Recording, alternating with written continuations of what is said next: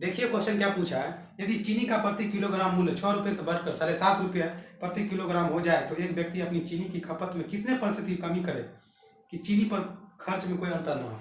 देखिए रियल वृद्धि कितना हुआ, हम इससे चीज जानना चाहते हैं। देखिए पहले था 6 रुपये किलो चीनी, हो गया 7.5 रुपये की वृद्धि, हो गया 1.5 रुपया का, कितना पड़ गया 6 रुपया का। अब प्रतिशत हम लाइएगा तो 100% गुना कीजिएगा ना, दशमलव लाइएगा तो बटा में 0 आ जाएगा, तो 15 चौक 60 हो गया, उसको काटिएगा तो 25% की वृद्धि हो गया। ठीक है, अब बोल रहा है कि तो व्यक्ति अपनी चीनी की खपत में कितने % की कमी करे कि चीनी पर खर्च में कोई अंतर ना हो। देखिए कमी करने के लिए बोल रहा है प्रतिशत कमी। देखिए वृद्धि हुआ है 25% का, ठीक है, और यही 25 को 100 में जोड़ के बटा में लिख दीजिएगा, अब प्रतिशत लगा दीजिएगा तो आंसर निकल जाएगा।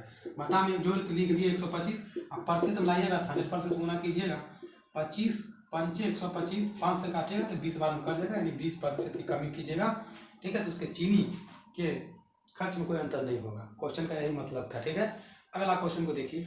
देखिए क्वेश्चन क्या कहता है, 9 के पहले 20 गुणकों का औसत ज्ञात कीजिए। गुणक का मतलब समझे। देखिए हो गया 9 का 9, 9 दूनी 18, 9 तिया 27, 9 चौक 36।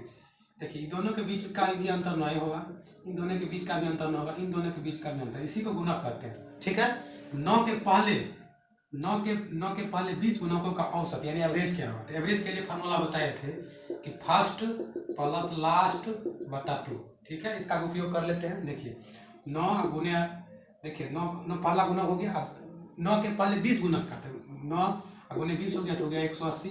ठीक है, अब देखिए पहला हो गया 9 और लास्ट हो गया 180, फर्स्ट प्लस लास्ट हो गया तो प्लस का चिन्ह देंगे।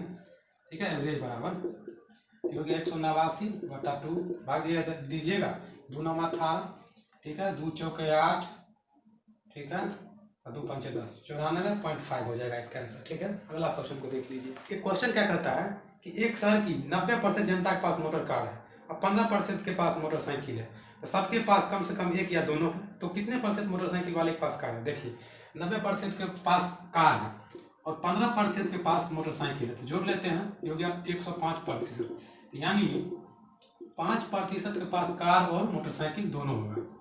ठीक है, उसके बाद आगे क्या बोल रहा है तो देखिए, तो बात पूछ रहा है तो कितने % मोटरसाइकिल वाले के पास कार है। देखिए 5, ठीक है, कितने % मोटरसाइकिल वाला, मोटरसाइकिल वाला तो 15 ही ना है, अब परसेंट मिलाइएगा 100% गुना कीजिएगा 5 तिया 15, काटिएगा तो हो जाए, कटेगा नहीं, इसलिए भाग दीजिए, हो जाएगा 33 पुनः 3% के पास। ठीक है, अगला क्वेश्चन को देख लीजिए। और झकास क्वेश्चन पूछ दिया इस बार भी। आकाश साधारण ब्याज और चक्रवृद्धि ब्याज के बीच का अंतर की गणना करना चाहता है। यदि आकाश के पास 1200 रुपये की धनराशि है और 2 वर्षों के लिए ब्याज दर 10% है। देखिए यानी रेट हमको दिया हुआ है 10% और टाइम दिया हुआ है 2 वर्ष। ठीक है, हमको बोल रहा है क्या, साधारण ब्याज और चक्रवृद्धि ब्याज के बीच का अंतर की गणना करना चाहता है। देखिए CI माइनस SI के लिए फार्मूला क्या बताए थे, रेट के स्क्वायर हो जाएगा, रेट हो गया 10, स्क्वायर किए थे 100 हो गया, दशमलव 2 अंक बाद हो गया, ये हो गया रेट का स्क्वायर हो गया 1 ना। ठीक है, उसके बाद क्या कर रहा है तो यदि आकाश के पास 1200 रुपये की धनराशि है तो 2 वर्षों के लिए साइन ब्याज होगा। देखिए टोटल धनराशि 1200 रुपया है, रेट के स्क्वायर पर 0.2 अंक बाद, ठीक है, % छूट गया। देखिए तो हो जाएगा, यानी हो गया 1%। तो देखिए टोटल धनराशि 1200 है, इसका 1% निकालेंगे, % डबल 0 गया, यानी 12 रुपया हो गया। ठीक है, देखिए अगला क्वेश्चन को, बहुत साधारण सवाल है लेकिन क्वेश्चन को पढ़ने के बाद बेइज्जती बहुत हो जाता है। क्वेश्चन क्या कहता है, किसी घड़ी का विक्रय मूल्य सूची मूल्य में 16% घटा देने के बाद 420 रुपये हो तो सूची मूल्य ज्ञात कीजिए। देखिए किसी घड़ी का विक्रय मूल्य सूची मूल्य में 16% घटा देने के बाद 420 रुपये हो जाते हैं। सूची मूल्य में अगर 16% घटा दिया तो 44% बचा, जबकि बच कितना रहा है, 420 रुपये बच रहा है। इसलिए 100% वाला वो निकाल लेते हैं, 420 बटा 84 गुने 100। ठीक है, इसको काटते हैं, एक आधा इसको काटेंगे तो हो जाएगा 50, इसका हो जाएगा 42, फिर 42 को काटेंगे 10 बार में कर जाएगा, यानी सूची मूल्य 500 रुपया हुआ ना। क्वेश्चन क्या करता है तो सूची मूल्य ज्ञात कीजिए, यही 500 रुपया इसका सूची मूल्य हो गया। ठीक है, अगला क्वेश्चन को देखिए। एक गांव में यदि पुरुषों का महिलाओं से अनुपात 3:2 है तो गांव में पुरुषों का प्रतिशत बताइए। महिलाओं का अनुपात ये हो गया पुरुष, ये हो गया महिला का अनुपात 3:2 है। ठीक है, उसके बाद क्या करता है तो गांव में पुरुषों का प्रतिशत बताइए। तो जिसके बारे में बोला उसको ऊपर, जिसके रिस्पेक्ट में बोला उसके नीचे। गांव में पुरुषों की संख्या बताइए, पुरुष हो गया 3, टोटल कितना में थी 5 में, अब % में लगेगा 100% गुना कीजिएगा, कर दीजिएगा ना, 5 से काटिएगा तो 20 बार में कर जाएगा, यानी 60% हो जाएगा इसका आंसर। ठीक है, बहुत अच्छा क्वेश्चन है। अगला क्वेश्चन को देख लीजिए। यदि ए के 60% का 35%, बी के 75% के 25% के बराबर है तो ए का बी से अनुपात क्या होगा।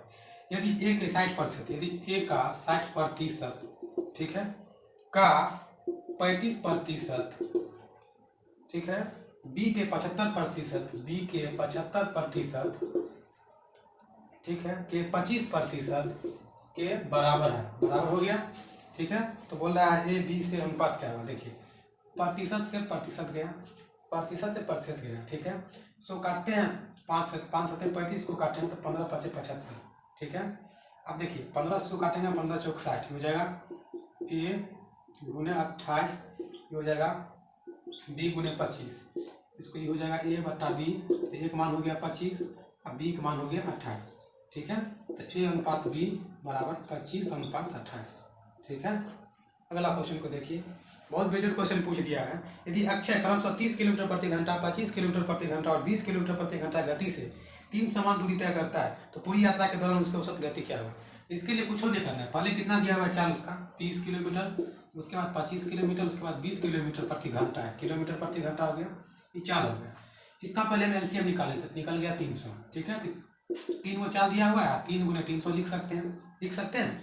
अब जितना चाल दिया हुआ ना उसको एलसीएम से भाग दे करके, ठीक है, बता लिख देना। तो इसको भाग दीजिएगा 10 हो जाएगा, फिर इससे भाग दीजिएगा तो हो जाएगा 12 बार में, फिर इससे भाग दीजिएगा तो 15 बार में, इसको जोड़िएगा ऊपर हो जाएगा 3 3 900, इसको जोड़िएगा तो हो जाएगा 37, भाग दीजिएगा तो 24.32 किलोमीटर प्रति घंटा हो गया, ठीक है। अगला क्वेश्चन को देखिए, बेहतरीन क्वेश्चन है। राम के पास 10,000 रुपये थे, वह उसका 1/8% वार्षिक साधारण ब्याज पर और शेष 10% दर पर उधार देता है। उनकी कुल वार्षिक आय 920 रुपये थी, 8% पर उधार दी गई राशि ज्ञात कीजिए। देखिए राम के पास 10,000 रुपया था, यानी थे, यानी अभी है नहीं था, तो इसको मैक्स मान लेते हैं। इस पर वह 8% वार्षिक साधारण ब्याज पर दिया और शेष 10% पर उधार देता है। देखिए प्लस हो गया और मतलब हो गया प्लस, और शेष कितना था तो 10,000 था, माइनस एक्स हो जाएगा, ठीक है। तो उसको मान लिया एक्स, और इस पर कितना % दे रहा है तो 10% दे रहा है, ठीक है। जबकि हो गया कितना रुपये 920 रुपया हो गया, ठीक है।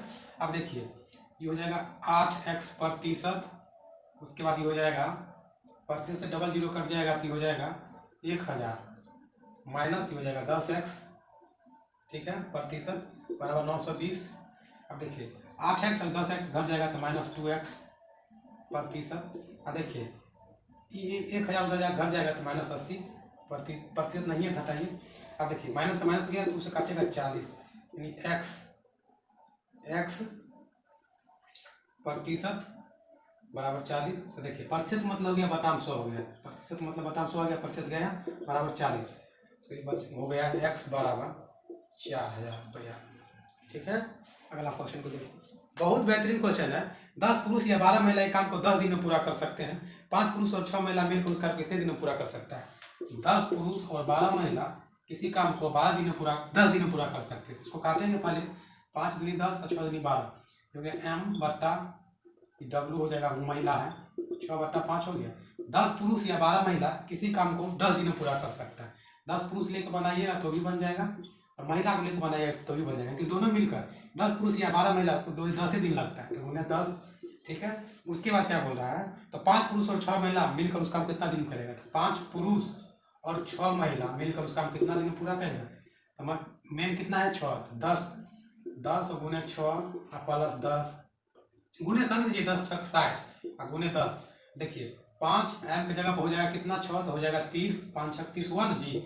फिर देखिए डब्ल्यू है, महिला है, डब्ल्यू की जगह 5 होगा तो 6 5 30 हो गया, तो हो गया 60 गुने 10 बटा नीचे में 30 30 60 हो गया, 60 गया तो बचेगा 10, ठीक है। यही बोल रहा है कि 5 पुरुष और 6 महिला मिलकर उसका कितने दिन में पूरा करेगा, तो 10 दिन में पूरा कर देगा, ठीक है। अगला क्वेश्चन को देखिए, अगला क्वेश्चन क्या कहता है, वह न्यूनतम संख्या जिसे 8 और 14 से विभाजित करने पर शेषफल क्रमशः 5 और 11 शेष प्राप्त होता है, तो कौन सी है। देखिए जिससे विभाजित करते हैं उसको ऊपर रखते हैं, तो वो संख्या क्या है 8 और 14 है, ठीक है। और जो शेषफल बचता है वो संख्या क्या है, तो 5 और 11 5 और 11 है, ठीक है। घटा लेते हैं 3, इसमें घटा 3, यानी कांस्टेंट डिफरेंस हो गया कितना का 3 का। जिससे विभाजित किए हैं उसका हम पहले एलसीएम निकालिए, इसका एलसीएम निकालिएगा 8 और 14 का हो जाएगा 56। इस एलसीएम में से कांस्टेंट डिफरेंस को घटा लेते हैं, यही इसका आंसर हो गया। तिरपन इसका आंसर हो गया। ठीक है, देखिए एक शायर ने शायरी कहा था, बेखुदी का जिंदगी हम जिया नहीं करते, दूसरों का जाम हम कभी पिया नहीं करते, जिनको मोहब्बत है वो खुद आकर बोले, वरना किसी का पीछा हम कभी किया नहीं करते। ठीक है।